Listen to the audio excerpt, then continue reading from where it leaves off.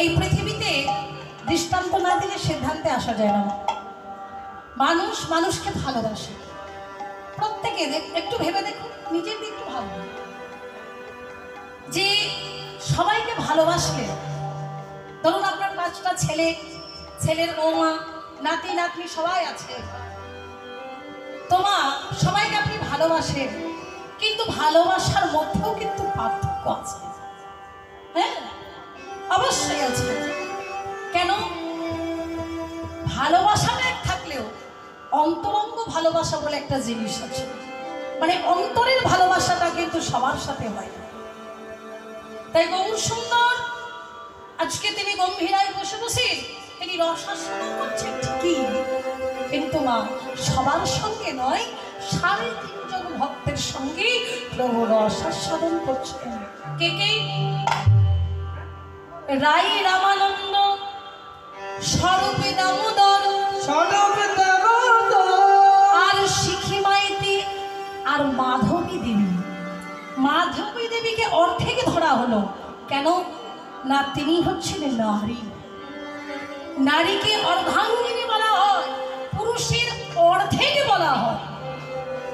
সেই জন্য মাধবী দেবীকে অর্ধেকে ধরা হলো। এই হলো 3.5 জন ভক্ত। সেই 3.5 জন ভক্তের সঙ্গে আমার মহাপ্রভু রস আস্বাদন করছেন। আজকে ভক্তগণ হরি কথা কৃষ্ণ কথা শোনাচ্ছে আমার গৌর সুন্দরকে।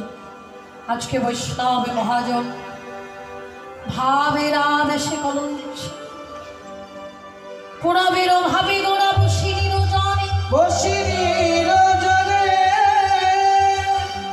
অবিরত বহে ধারা প্রভুর দোলা,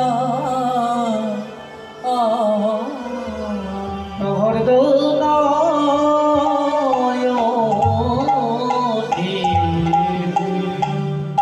গৌর সুন্দর আমার নয়নস্য বিগলিত করে কাঁদছে। মানুষ কখন কাঁদে মা? মানুষ জ্বালায় কাঁদে, যন্ত্রণায় কাঁদে, কিন্তু যিনি ভগবান, যিনি নিখিল বিশ্ব ব্রহ্মাণ্ডের মালিক, যার আদেশ ছাড়া কাছের একটা বৃক্ষপত্র পর্যন্ত নড়ে না, সেই ভগবান আজকে কাঁদছে। কেন? কিসের জন্য? তিনি তো ভগবান, তিনি তো মায়াধীন নয়। জাগতিক জগতের কোনো মায়া তাকে গ্রাস করতে পারে না, তিনি মায়ার অনেক ঊর্ধ্বে। তাহলে সেই ভগবান কেন কাঁদছে? প্রশ্ন। আমরা মায়ার জীব, মায়াজাল আমাদের কষ্টে বৃষ্টি এমন করে বেঁধে রেখেছে।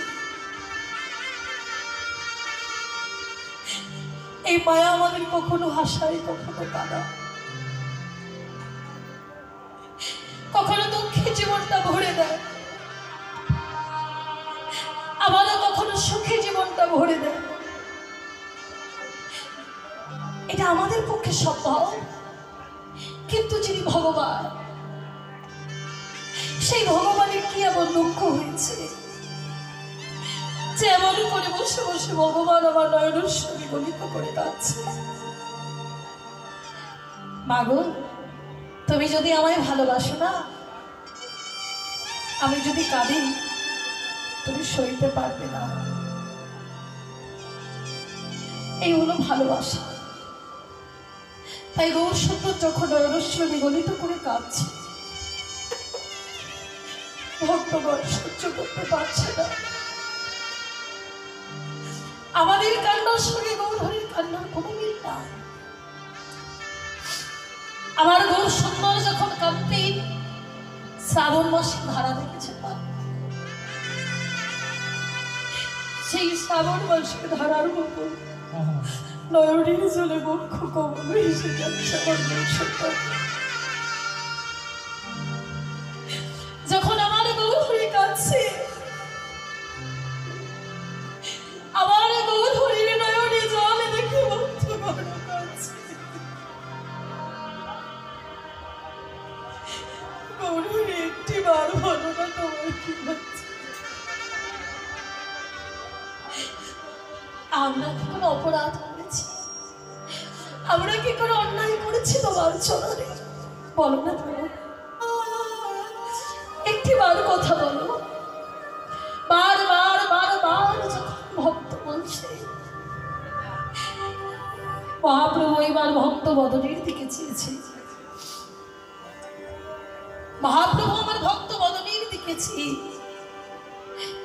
স্বরূপকে কাছে থেকে স্বরূপের কণ্ঠটা জড়িয়ে ধরেছে। স্বরূপ এসো।